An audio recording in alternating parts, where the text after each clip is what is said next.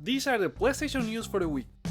Hello friends, welcome back to Hyper Games. My name is Joseph and this week's news recap includes some rumors on first party games, a Gran Turismo review roundup, Twisted Metal getting a TV show, plus Resident Evil games getting upgrades. Let's get into them. Let's start with a quick recap on PlayStation services for March. On PlayStation Plus you get Ghost Runner for PS5, Team Sonic Racing and Ark Survival Evolved for PS4, and Ghost of Tsushima Legends on both PS4 and PS5, up for download until April 4th. Quick warning on Ghost of Tsushima Legends: if you have the original release and want to opt for the discounted Director's Cut upgrade, do not claim Ghost of Tsushima Legends. This comes from user Aaron on Reddit, claiming Legends will disable the discount on the PlayStation Store, but if you already got it, you may have to contact PlayStation support to remove the PlayStation Plus license. Moving on to PlayStation Now, we have Shadow Warrior 3, Crysis Remastered, Relicta and Chicken Police Painted Red, with Shadow Warrior 3 available until July 4th. Next we have a Gran Turismo 7 review roundup. The game is sitting at an 88 with 85 reviews on both Metacritic and OpenCritic as of this recording. PlayStation Lifestyle gave it a 10 out of 10, saying that it hits the mark dead on with the sights, the sounds, the physics and the animations of real-world driving and real-world racing. IGN said that the game is mixing the original Gran Turismo trend-setting format with Gran Turismo Sport's stern but very successful focus on competitive online racing. Gran Turismo 7 makes a few errors but is a potent podium performance for developer Polyphony Digital. They scored it a 9 out of 10. BGC was in the low end with a 3 out of 5, saying that if you can suffer through the clunky menus, endless dull dialogue and 100 visits to the cafe, then there's an excellent racing game somewhere hidden in Gran Turismo 7. It's baffling that the game does its best to impede you from getting to the track, but when you actually get there, there's a lot of fun to be had. What do you think about these reviews? Do you agree with them? Sound off in the comments below. Ahead of release, Polyphony posted about future updates to the game, and they will include new courses, cars, world circuits, mission races, music rally songs, engine parts, lobby features, time trials, improvements to the penalty algorithm, and overall quality of online races. We continue with some rumors on PlayStation first-party studios, as a new job listing at Suckerpunch is suggesting at Ghost of Tsushima 2, the title is pretty much a safe bet after the performance of the first, but it's not confirmed. Suckerpunch is now looking for a senior combat designer and a technical combat designer, with a requirement being they have played Ghost of Tsushima and have an understanding of its core systems, as they will work on prototype, polish, balance of enemies and player abilities. In the next story we have some news on The Last of Us Part 2 multiplayer, as we may have some hints on the available classes. YouTuber and modder Speclizer has datamined the game to find it contains 6 uncovered backpacks labeled as Assault, Melee, Sniper, Stealth, Support and Tactical. There are also different types of armor from level 1 to 3, which he showed in a video, and a model for a jetpack that aligns with previous rumors about the multiplayer having a Battle Royale mode. Moving on, GamesBeat had an interview with developer Housemarque on the success of Returnal and what's next for the developer. Returnal narrative director Gregory Loudon and game director Harry Kruger said they are very proud of what they accomplished with Returnal on PS5 and how they were able to transition their arcade gameplay heritage to a bigger game. In reply to a question regarding their interest in live service games given Sony's rumor direction with the recent acquisition of Bungie, they said they're one of the very few to still make classic game experiences, and that all these types can peacefully coexist, besides confirming they are in early days of starting a new game, a new IP, and concepting it out.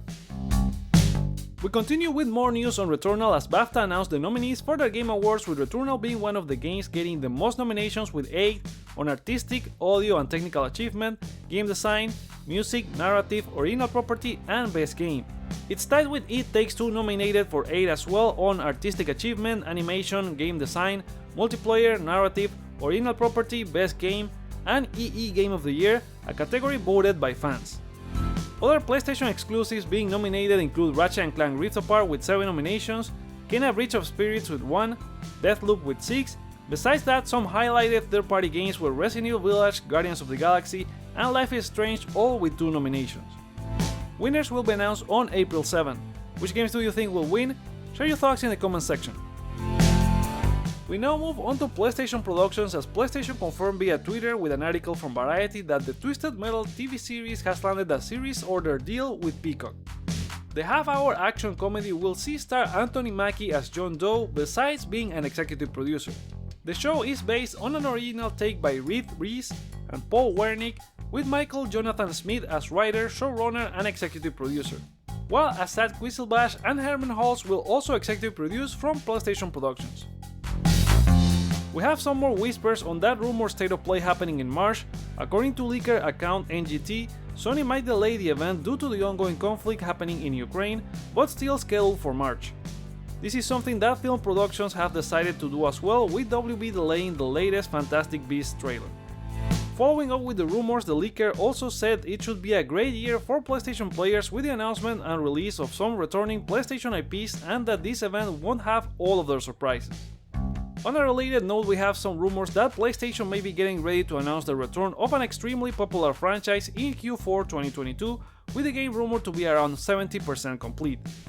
Again, it's a rumor, so take it with a grain of salt, but there are a couple of candidates here, including Sony's own Twisted Metal that could see a revival, seeing how we have a TV series coming soon, and a game was rumored to be in development at Lucid Games, the guys responsible for Destruction All-Stars, but they were swapped for the recently acquired Firesprite Studios. And according to Nick Baker from Xbox Era and corroborated by account NGT, a new Infamous and Sly Cooper have been rumored to be in the works. If the title were from a third-party publisher, we have the long-rumored Silent Hill, a rumored Metal Gear Solid 3 remake being in the works at Virtuos, or the already leaked Resident Evil 4 remake. So which one would you like it to be? Share it in the comments below. Speaking of Resident Evil, Capcom announced that Resident Evil 2 and Resident Evil 3 Remake plus Resident Evil 7 will all be getting an upgraded PS5 version with visual enhancements later this year, and everyone who owns the games on PS4 will be eligible for a digital upgrade at no additional cost, but on Japan they are charging an undisclosed small fee. They will release later in 2022. Enhancements include ray tracing, high frame rate, 3D audio, obviously faster load times, and unique PS5 features like adaptive triggers and haptic feedback. Adding to this Resident Evil news, we also have a report from Famitsu on the updates from the Resident Evil portal page. March 1st saw the website updated with Resident Evil 4, 5 and 6. The next updates will be on March 8, 15 and 22, with a special message on March 23rd celebrating the 26th anniversary of the Resident Evil brand. What could it be? Speculate away. SIFU has sold 1 million units, developers Loclab announced on Wednesday. This comes a little under a month after being released for PS4, PS5 and PC. They also said that over 10 million hours have been played, and more than 45% of people have completed the second level of the game, with about 150,000 players being able to beat the final boss. A new patch 1.07 will be released this Monday, March 7th, adding a Mandarin Chinese language option, fixing exploits and infinite loops, camera collision issues, and shrine unlocks will now be saved after finishing a level. A physical version of the game is being released on May 3rd for PS4 and PS5. Some quick news before ending this video. There's a new Elden Ring patch 1.02.2 fixing changes to the game progression when the game is not terminated. Say you put the PS5 in rest mode. Same for Horizon Forbidden West with patch 1.06 fixing issues reported by users including main quests, side quests, open world activities, graphics and more. They are also investigating the graphical issues regarding shimmering, sharpening, and screen saturation when moving the camera, plus other issues reported by the community.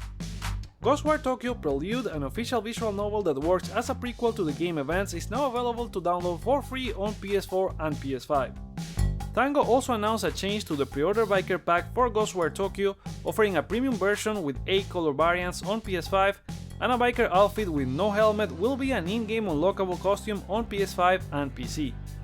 Republique, the stealth game from developer Camouflage directed by Ryan Payton, a veteran of the Metal Gear Solid and Halo franchises, is getting an updated Anniversary Edition for PS4 and PlayStation VR on March 10th. It adds a developer commentary option.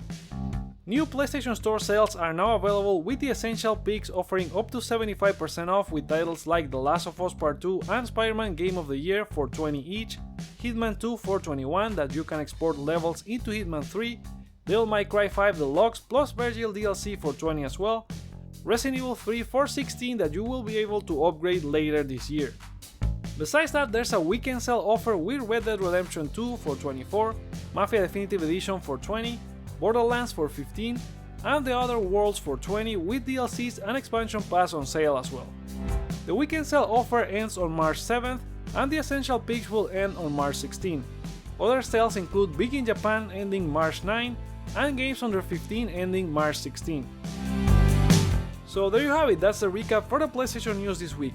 Let me know your thoughts on any of these news in the comments below, like or dislike to show your feedback, check out other videos you may like while you're here, and consider subscribing for more PlayStation content.